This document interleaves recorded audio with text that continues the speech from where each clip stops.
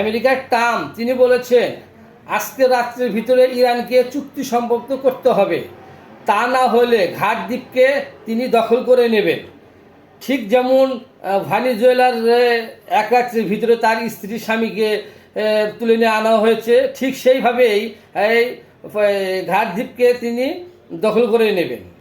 এবং তিনি এটাও বলেছেন যে যদি না হয় তাহলে তাহাকে এক্সট্রাক্ট করা জবাব দেওয়া হবে। জুয়েলারের ভিতরে বিমান ঘাঁটির ইরানি হামলায় 3টা অত্যাধুনিক যুদ্ধ বিমান ধ্বংস হয়েছে। তার পরবর্তীতে ইরান থেকে পক্ষ থেকে বলা হয়েছে যে আপনারা যদি ইরান তো হার মানবেই না, হার মানতে হলে ট্রাম্পকেই হার মানতে হবে। তা না হলে 2টা শর্ত আছে, একটা হলো হয় হার মানতে হবে, না হলে হার মানতে হবে।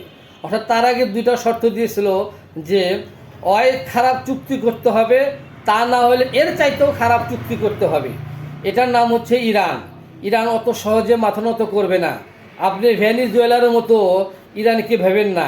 ইরান জয়, ইরান বাঘের বাচ্চা, ইরান জিন্দাবাদ।